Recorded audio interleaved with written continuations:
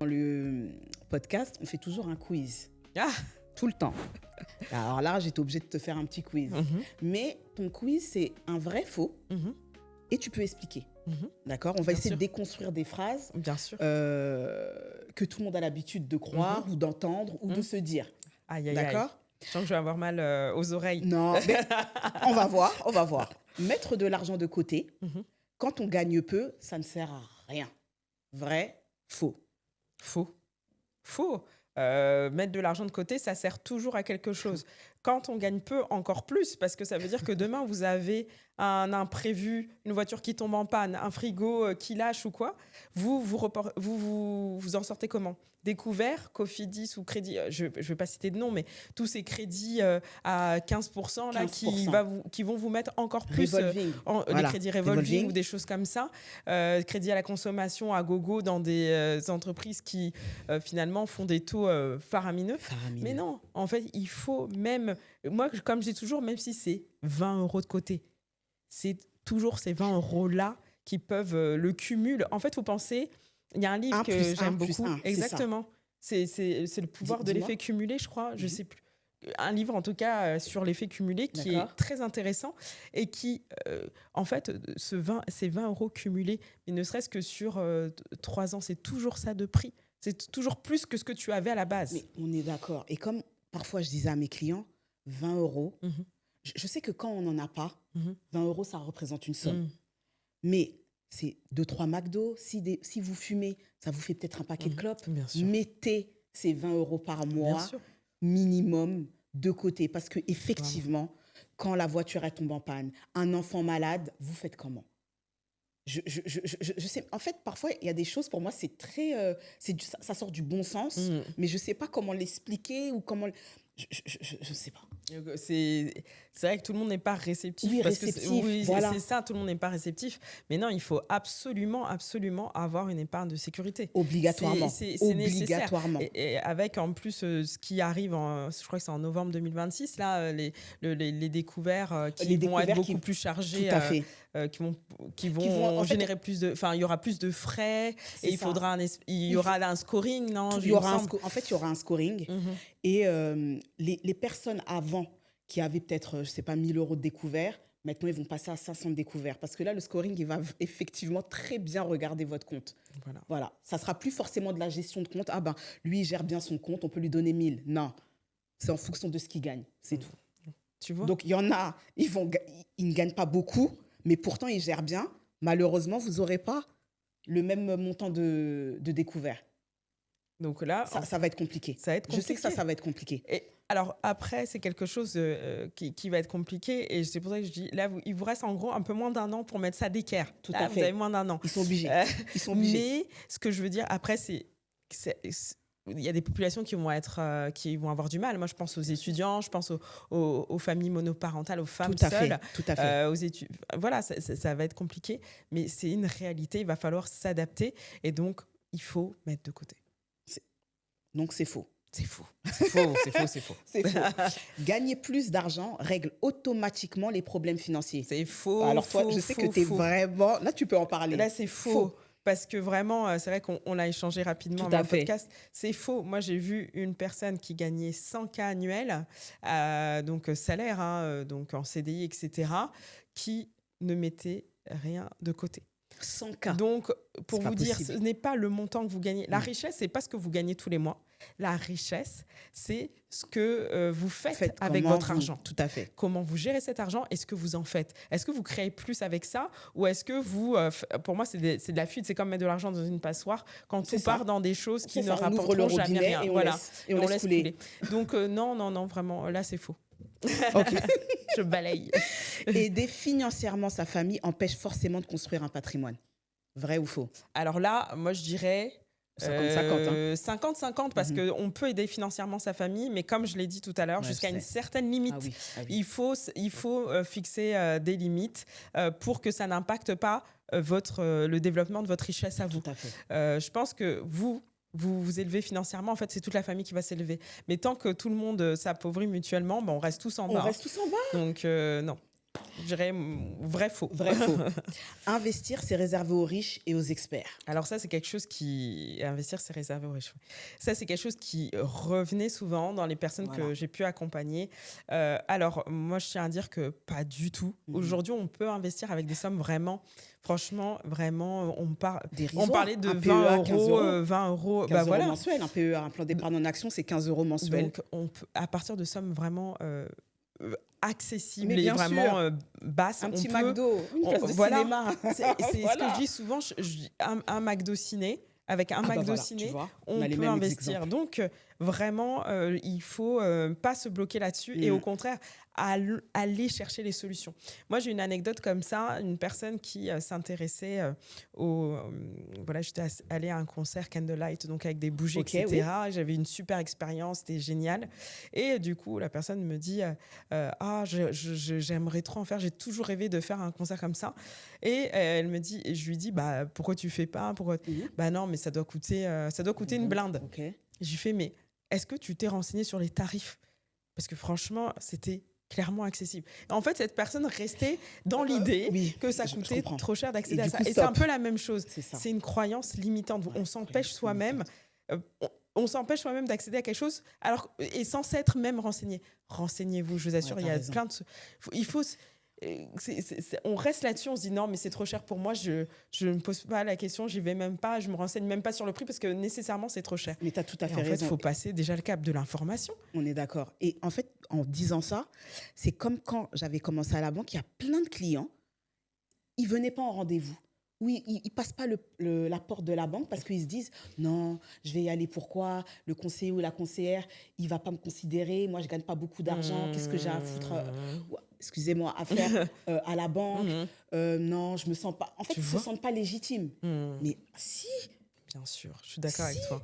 Et ça ne peut pas toujours être les mêmes clients, type de clientèle qui viennent à la banque. Bien sûr. Ce n'est pas possible. Et c'est vrai que de eux-mêmes, non, ils ne vont pas y aller pour faire quoi? Non, moi, je ne gagne pas beaucoup. Non. Et ce que tu dis, c'est vrai, ce sont des croyances limitantes, énormes. Il faut vraiment un reset. Mais ce que tu dis, tu as tout à fait raison. C'est vraiment ça. Et on le constate, toi et moi, tu vois. Donc, non, on n'est pas obligé d'être riche pour pouvoir investir. Enfin, surtout pas. Si vous êtes riche, tant mieux. Mais ce n'est pas un critère. Non, du tout.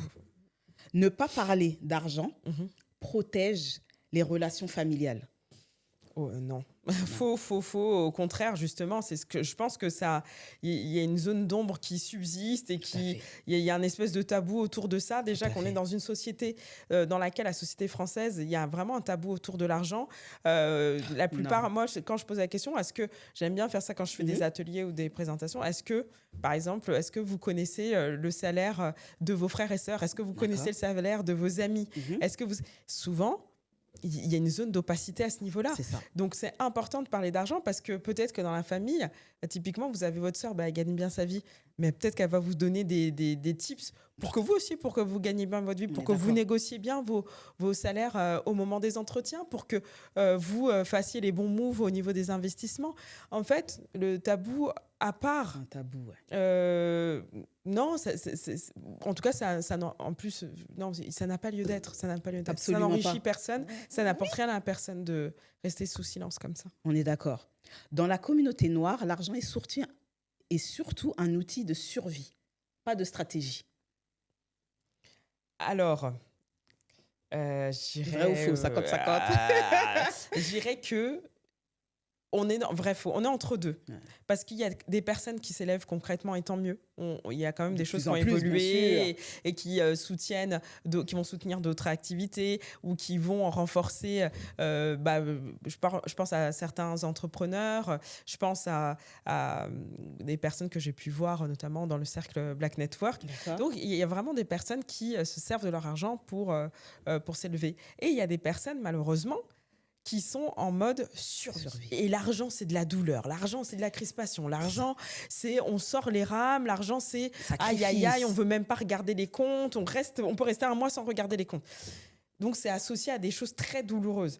Donc là, oui, on est dans un mode survie. Mais le mode survie, pour en sortir, il faut aller regarder là où ça sent pas la survie. Tout à fait. Tu peux pas vouloir sortir du mode survie et rester dans le même environnement où les gens souffrent avec l'argent. On est d'accord. La première démarche, c'est de sortir de ton environnement, aller poser des questions aux gens qui s'en sortent, aller voir ta conseillère et poser des questions quand elle est calée comme toi, enfin tu vois, mais et si c'est pas la bonne conseillère, bah tu changes. C'est ce que à franchement chaque fois je leur dis.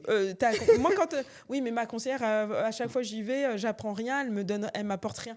Mais tu changes. Il y a combien de banques en France? Tu changes. On est d'accord. Et tu exiges, tu demandes à être avec quelqu'un de compétent qui va pouvoir vraiment t'accompagner. Mais c'est tout. Moi, à chaque fois, je leur dis, moi, je sais que j'ai des clients, ce ne sont même pas mes clients, mais ils sont venus parce que voilà, enfin bref. Et je leur explique l'assurance vie.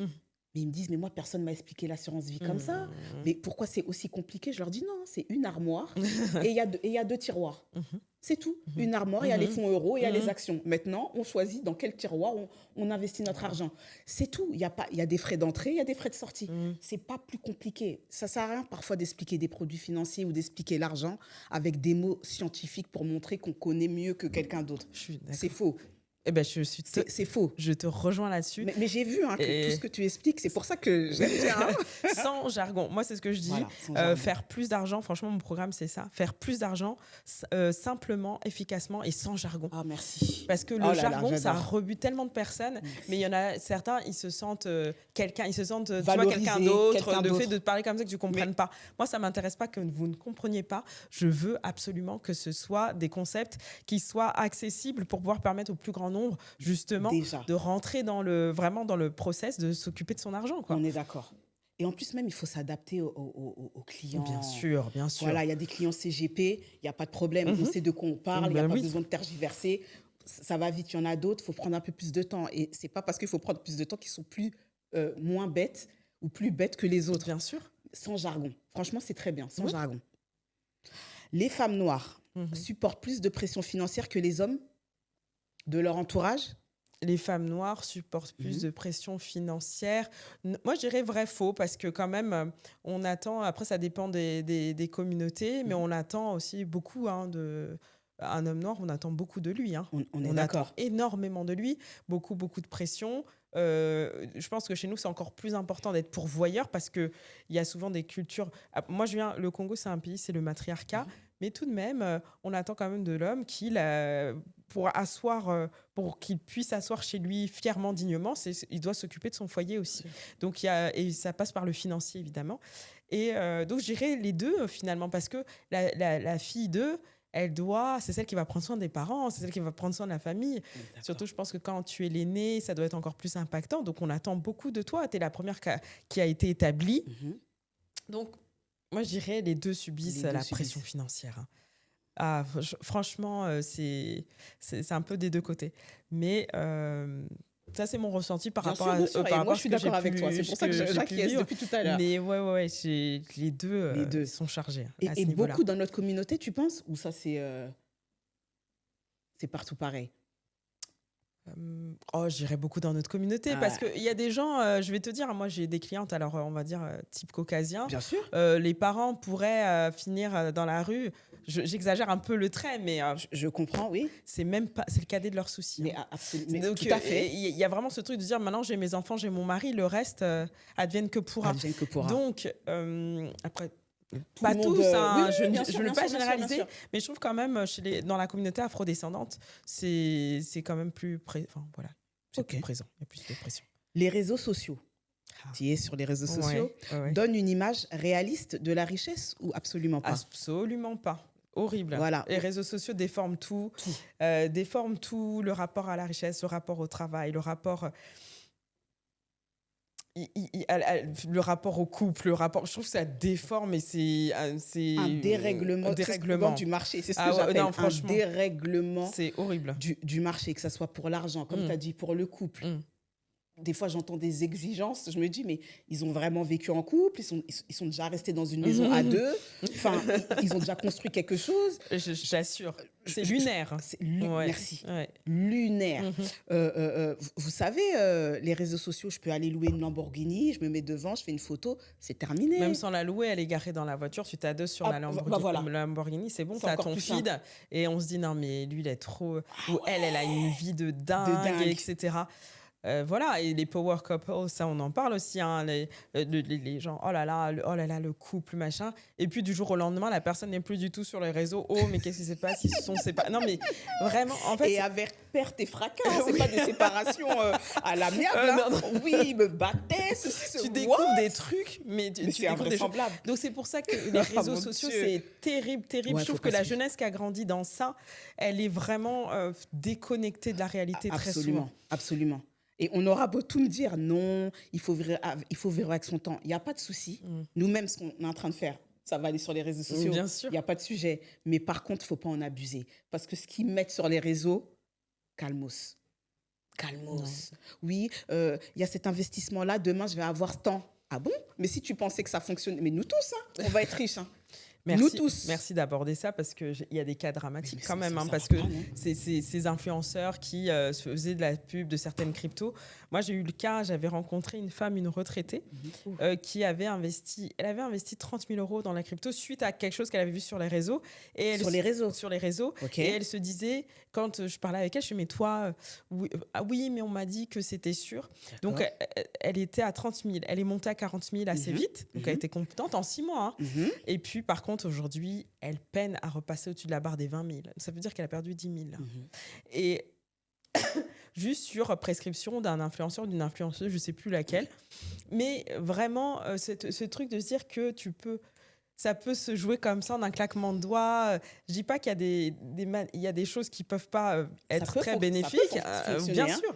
Mais attention, qui dit beaucoup de bénéfices dit aussi beaucoup de risques. Beaucoup de pertes. Ça peut... Et le risque, il est plus important. Donc forcément, il y a une perte très sèche. Plus il y a de possibilités de gagner, plus il y a de possibilités de perdre. On est d'accord. Voilà. Donc c'est pour ça que vraiment, les réseaux sociaux, ça déconnecte beaucoup énormément de la réalité. Ça fausse vraiment le jeu. Beaucoup. On arrive à la fin du podcast. Waouh. On arrive à la fin du podcast. J'ai une dernière question. Ouais. Enfin, peut-être encore deux questions. Si tu pouvais parler à la petite fille que tu étais, qu'est-ce que tu lui dirais sur l'argent, la valeur de la liberté? Oh là là, si je pouvais parler à la petite fille que j'étais, qu'est-ce que je lui dirais sur... Quel conseil tu lui dirais sur l'argent et quelle valeur a l'argent? La valeur première, l'argent, pour moi, c'est synonyme de liberté, moi, en tant qu'adulte. Et je pense qu'à cet emploi-là, je lui dirais, plus tôt tu t'en occupes et plus tôt tu le fais fructifier, plus tôt tu crées des choses avec ça, en fait, c'est ce qui va te permettre de pouvoir être encore plus libre, encore plus, tu vas pouvoir nourrir toutes tes ambitions beaucoup plus facilement parce que c'est beaucoup plus facile de choisir une carrière ou de décider de passer à l'entrepreneuriat, par exemple, quand tu sais que tu as tout backé, que tu t'es backé et que tu as vraiment quelque chose de solide financièrement. Donc après, il y a plein d'autres possibilités. Pour moi, c'est un champ des possibles infini. Quand tu sais que tu es backé financièrement, tu fais plus de compromis sur ton conjoint, tu fais pas de compromis sur le quartier où tu veux vivre, tu fais pas de compromis sur la manière dont tu veux vivre ton lifestyle. Est-ce que tu veux voyager 2-3 fois l'année ou est-ce que tu fais pas de compromis? C'est la liberté. Il faut voir ça. L'argent, c'est un levier, c'est neutre. Ça peut créer des choses horribles, comme ça peut créer des choses merveilleuses. Donc, il faut vraiment se dire que c'est un outil qui va te permettre de vivre la vie que tu veux. Et c'est vraiment ce que je lui dirais. Moi, il y a des choses... J'aurais aimé les faire plus tôt. Mais je me suis... J'aurais aimé les faire plus tôt. Mais je n'ai pas de regrets parce que je ne me suis jamais empêchée de vivre la vie que je voulais. Okay. Donc, j'ai cette chance-là. Je n'ai jamais... j'ai voulu travailler parce que j'ai travaillé longtemps dans la mode et dans le luxe. J'ai fait une école de mode. Je l'ai faite. Je me suis pas... J'ai jamais eu à me bloquer. Jamais. Okay. Et donc ça, c'était bien avant ma carrière financière, mais je me suis jamais mis de frein dans tout ce que... Aujourd'hui, il n'y a rien. Les voyages que je voulais faire, je les ai faits. Même quand j'ai eu mes enfants, moi j'ai des jumeaux, on m'a dit quand ils sont nés, toi qui aimes voyager, on nous a dit, vous voyagez, vous allez voir, les 2 premières années, vous n'allez pas voyager. Ils avaient 4 mois, on était en Scandinavie en train de faire le Danemark et la Suède. C'est ce que je voulais dire, les billets sont moins chers, même quand ils sont... Tu payes que les taxes en plus. Donc, oui, mais parce que moi aussi, c'est la même chose. Mes enfants, ils ont voyagé dès très jeunes. Donc, je te rejoins. Je me suis jamais empêchée. Et donc, je pense que l'argent, je pense que ça permettrait d'être la personne que je suis de manière encore plus amplifiée. Voilà, exponentielle. Exponentielle, ouais. Tout à fait. C'est ça. OK. Est-ce que tu as un dernier mot à dire face cam? Là, c'est ton moment. Tu prends ton temps et tu dis tout ce que tu veux. Tout ce qu'on n'a pas dit, tout ce que tu veux rappeler. Bien sûr. Voilà. Je dirais aux femmes, de manière générale, vous êtes précieuses, vous êtes importantes. Donc, vos vies, c'est vraiment ce qu'on a dit, la vie, c'est une fois. Il n'y a pas de brouillon, il n'y a pas de possibilité de la réécrire. Donc, vraiment, je voudrais que vous envoyiez plein de force pour que vous arriviez à vous mettre prioritaire de vos vies, en priorité dans vos vies, et que vos choix comptent, vos envies comptent. Et pour les soutenir, évidemment, ça passe souvent par l'argent. Quoi qu'on en dise, parce que je sais qu'il y en a certaines qui ont un peu de mal avec ça, mais ça passe par ça. Donc vraiment, n'hésitez pas à vous occuper de vos finances personnelles, non pas parce que c'est faire plus juste pour faire plus, mais c'est faire plus pour vous donner le choix de vivre la vie à laquelle vous aspirez. Donc vraiment, occupez-vous de vos finances. Votre vie n'en sera que plus épanouie, vous n'en serez que plus épanoui dans vos vies. Super. Est-ce que tu peux nous parler de ton actualité? Est-ce que tu as un message sur ton actualité? On t'écoute. Alors, moi, par rapport à ça, je dirais juste que Make Money and Chill, c'est vraiment... Donc, Make Money and Chill, c'est là où vous pouvez me retrouver sur Instagram, j'ai un site internet, sur les réseaux en tout cas.